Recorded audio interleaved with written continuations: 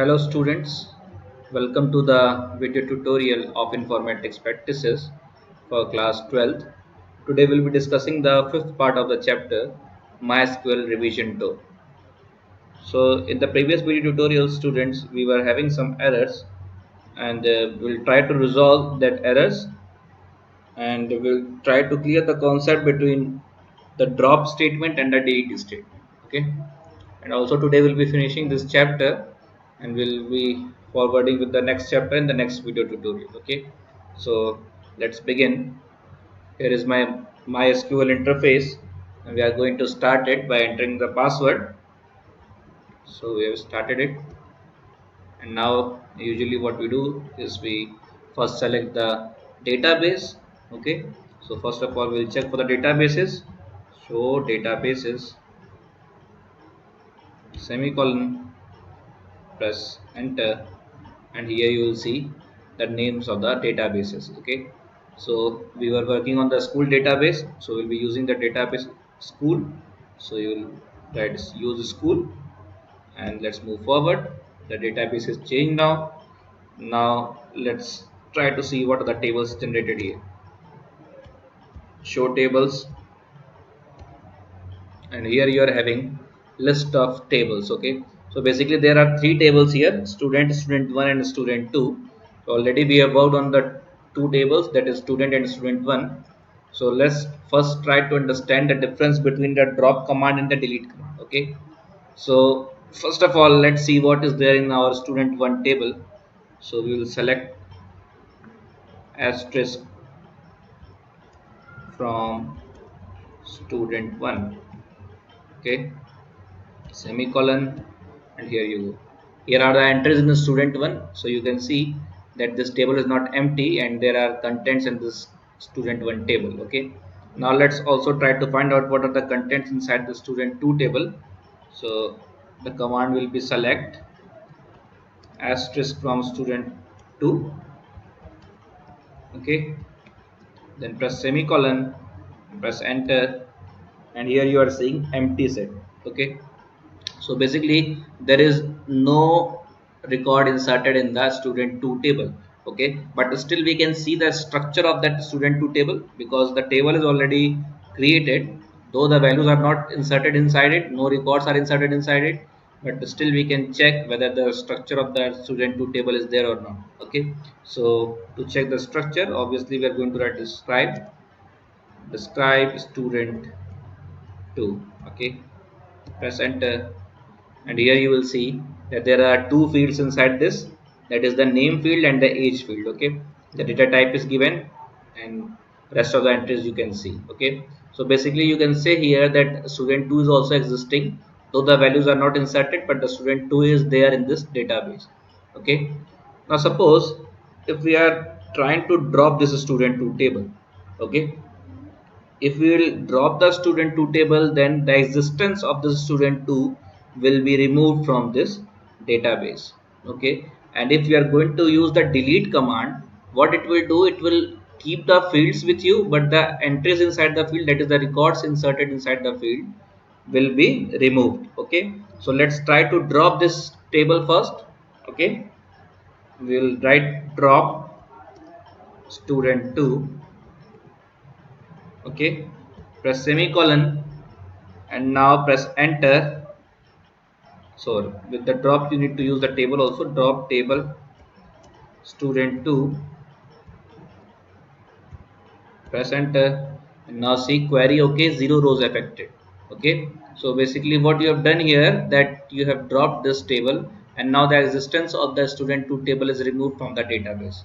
Now if you want to check, you can write again that describe student 2. Let's see what is going to be shown.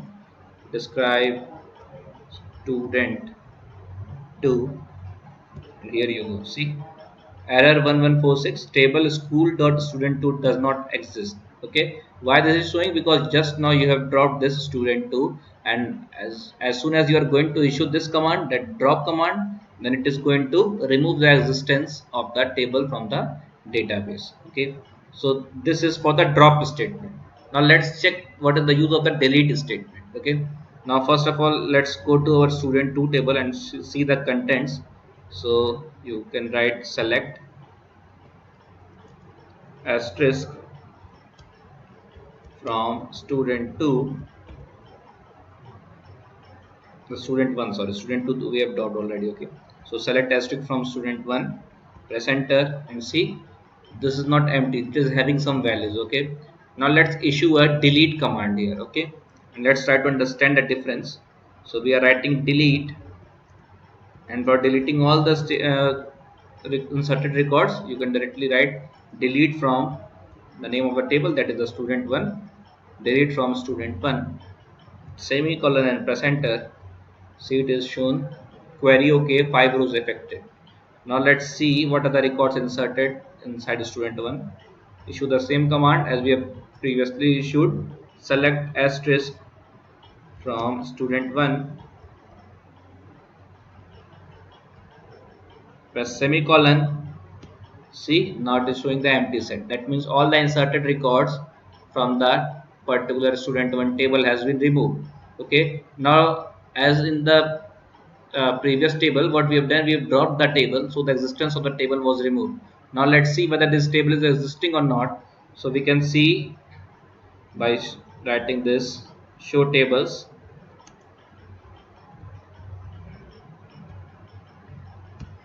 See, now the student 2 is removed from the database, as I have already mentioned that by using the drop command you will remove the student 2 table. Okay, but here we have not removed the student 1 table, just we have deleted the content of the student 1 table. Okay, so let's try to find out whether the structure of the table is still existing or not. So we can write this command, describe, and then student 1. Let's press semicolon and this enter. Now you can see the structure of the database, sorry, the table is still present. Okay, that means the field values are there and keys are there, everything is mentioned as it was earlier. Okay, so that means nothing has been changed inside the structure of the database, structure of the table. Okay, only the entries of the table has been removed. Okay, that is the big difference between the drop table and the delete command. Okay, when you are going to issue a drop, then drop command will remove the existence from the database, but if you are going to issue a delete command, it will keep the structure of that particular table, but it will remove the entries, and that is the record inserted inside the table, and then you will be having the empty set of values. Okay, so I think that is clear for you. Now let's move forward. Now let's insert the records from student table to student 1 table, as we have already discussed that how we can insert the records from one table to another table. So let's try to insert the records.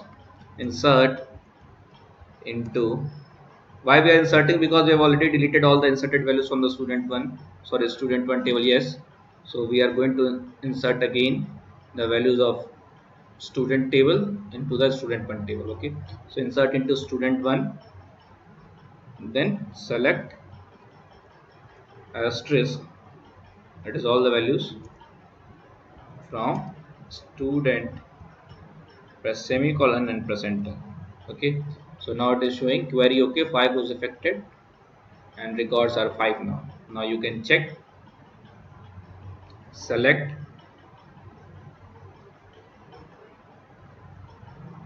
asterisk from student 2. Okay, press semicolon and press enter.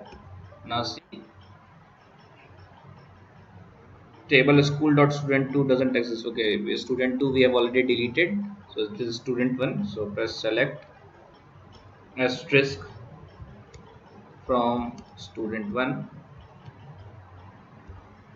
Now see, the values are still there. Select asterisk from student 1. Okay, all the entries from the student table has been now inserted inside the student 2 table. Okay, now we need to check whether we can insert the record inside the phone underscore number column or not. Okay, in the previous video tutorial we were having the problem in this, because we were directly trying to insert the record inside the phone underscore number column. Okay, but the problem here is that you cannot insert a record when it is already inserted. Why I'm saying this, because you can see in the phone underscore number column the entries are already present, that is null. Okay, So basically what you need to do here, whatever the things you are trying to insert inside that phone number column will be actually inserted with the help of update command. Why? Because null values are already present there, and now you need to update the values from null to a particular value. Okay, so what we'll be doing here, we'll be updating the values of the particular phone number column. Okay, so how we can do that? We'll issue the update command. Okay, so update student 1. Okay, that name of the table, update student 1, and then you need to set phone underscore number.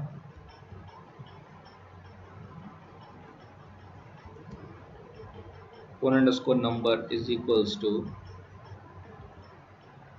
suppose any, you need to give any number for here. Okay, actually you need to be very careful with this, that a phone underscore number is actually having varchar data type. Okay, so when you are going to give any values in varchar, you need to give it in quotes. Okay, so update student 1, set phone underscore number is equals to, let's give any number in this, suppose 987456123 okay, and this is for setting the value, and we need to give the previous value also, that where this number has to be updated. So update student 1, set phone underscore number is equals to this, where, let's check it with the help of roll number. So where roll underscore number is equals to 1. Okay, press semicolon. So we are given this update statement, update student 1, set phone underscore number is equals to this, where roll underscore number is equals to 1. So what it will do, it will insert this record here, because in roll underscore number 1 is present here. So this is talking about this row. Okay, this tuple. So in this, we need name is there, age is 17, class is 12, phone underscore number is null. So this record is to be maintained now. Okay, by the issuing this command. Now let's press enter. See, it is showing query. Okay, one row affected. Now let's check whether it has been updated or not. So select asterisk from student 1. Here you go. Now see, earlier this phone underscore number was having this entry as null. Now it is having this phone number. Okay, now similarly we can insert more records in this phone underscore number column. Okay, so that is not a problem. Let's try to do that also. We'll issue same commands, it is the update command. So update student 1, set phone underscore number is equals to, now put some different number, 98765432110. Okay, and again where roll underscore number is equals to 2 now. Okay, it will be inserted for the second record. Press enter. See, now you can update the third row also. Update student 1, set phone number is equals to something, where roll number is equals to 2. Change the command here, it should be roll number is equals to 3, and change the phone number also. Okay, let's replace this 0 and 1. Okay, now it is a different number. Press enter. Okay, this is for the third row. Similarly update for the fourth row and the fifth row. Roll number is equals to 4, and go for the phone number. Now replace this 0 and 2, 0 here, 2 here. Now it is a different phone number. Press enter. Okay, and similarly for the last row, where roll number is equals to 5, and again change the phone number. Now let's switch between this 7 and 6, 6 and then 7. Okay, now press enter. Now all the 5 records are having the phone number. You can check again. Select asterisk from student 1, okay, semicolon, enter. Now see, earlier all these phone numbers were having the null values, but now it is not null. Now it has got some values inside this, okay. So that is the use of the update command. So whenever you are having creating any new column inside a particular table by using the alter command, so it will have initial values as null, and for clearing those values you need to update it, and you can modify it with some new values, okay. So this is for the 4 underscore number column, okay. Now suppose you need to create a key, that is a primary key inside this table. So already this table is created and there is no primary key, okay. If you want to check, you can check again, right? Describe student 1, semicolon, press enter. See, the key is empty here because no keys have been declared for this student 1 table. Now if we want to create this roll underscore number as a primary key or a phone underscore number as a primary key, we can do it easily, okay. Now in the previous video, in the previous table, that is the student table, we are having roll underscore number as a primary key, okay. So now let's try to create this phone underscore number as a primary key, okay. So already this table is created, so we are going to modify the structure of the table. So whenever we are going to modify the structure, we need to use the alter command, okay. So write alter, and we need to alter the table student 1. So alter table student 1, okay, and now add primary key. So primary key, we need to add this, we need to give the column, that is a field entry which we need to make the primary key. So here phone underscore number is to be made inside into a primary key. It is need to be converted in the primary key. So we'll write the name of the field, that is phone underscore number, add phone underscore number,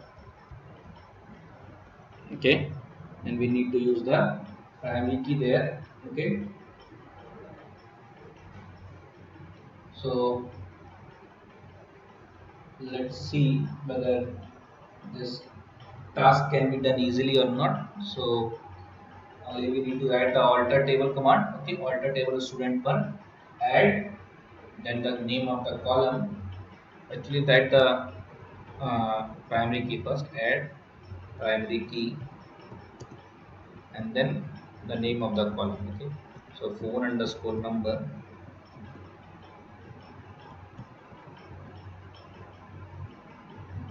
semicolon, press enter. See, query okay, 5 rows affected, okay. Now if you want to describe this table again, you can go for this describe command, describe student 1, okay, press semicolon. If the spelling was wrong there, the correct spelling, describe student 1, okay, press enter. See, now it is showing this phone underscore number is a primary key, okay. Similarly, if we want to add a foreign key in this, again we can write the alter command and we can add a foreign key, okay. Now let's try to create this roll underscore number as a foreign key. So how we'll do this? Alter table, name of the table is student 1, so alter table student 1, add, and now we need to add the foreign key, okay. So add, and the foreign key, and now we need to write the name of the column which we want to use as a foreign key, okay. And this foreign key needs to reference to a particular old column, okay. So add foreign key, and then name of that field, that is the roll underscore number, okay. Now we need to tell which column it is referring, okay, for which table it is going to refer as a foreign key. So add foreign key roll underscore number, and then we will use the keyword, that is the references, right? References, and then the name of the table to which it is going to refer. And suppose we need to take the reference from the student table, so references student, and the name of the field is roll underscore number there also, roll underscore number. Okay, I think this command is fine. Let's press enter. See, not is showing query. Okay, so you have already created now a foreign key also. So in this way you can create the or primary key and the foreign key even after the creation of the table. Okay, so once you have created a table, you don't need to worry that I've already created a table, how we can create a primary key or a foreign key. Only you have to go for the alter command. Okay, and then you can later on add a primary key and a foreign key inside the table. Okay, I think you have got the concept here also. Now let's talk about some particular delete commands, that how we can delete particular entries from the table. So let's see the record first. Select asterisk from student 1 semicolon. Let's press enter. Now see, here is the name of the columns. Okay, 1 2 3 4 5, the records have been randomly selected. Okay, age is there, Gaurav, Vineet, Aditya, Shubham, Abhay. Okay, all the records have been inserted. Now see, suppose if you want to remove the entries which is having the roll numbers greater than 3. Okay, so you can issue that delete command. You can write delete from student 1 where, and this roll underscore number is greater than 3, suppose. Okay, so write it's greater than 3. So all the roll numbers which are greater than 3 will now be removed. Okay, let's press enter. Now let's check what are the entries inside the student 2 table. Select asterisk from student 2, sorry, student 1 semicolon. Now see, only these 3 rows are there. Okay, so you can delete the particular entries as you used to select some entries. Okay, whenever you were selecting some entries, we were able to give the means using the where clause that this particular entries need to be selected, this particular entries needs to be shown. Okay, in the similar way here we are also deleting those statements by the help of this where clause. Okay, so whatever the entries you want to delete, you can give the particular name of the columns and the particular name of the tuples and a particular condition, and with the help of those things you can delete the entries from the already created table. Okay, now one more thing, that uh, if we want to check whether the joining can be done between two tables or not. So here we are going to discuss now about the joins, that how we can join two tables. Okay, now but here already we have just deleted some records inside the student 1 table. For joining there is an important condition that the matching record should be there in the particular tables. Okay, suppose if we are having two tables, student and student 1. Okay, so the particular column, suppose let's suppose here that roll underscore number, then roll underscore number in student and roll underscore number in student 1 table, both of the entries of that field should be means same. Okay, and that will create a condition for joining, and you will see some entries as a whole together. Okay, so whatever the things are there in table joining we'll be discussing in the next video lecture. Okay, till then take care, and the most probably we are going to finish the chapter in the next video tutorial, and then we'll be discussing the next part, that's the next chapter, and that is more on SQL. Okay, so that's it for today. Thank you, students.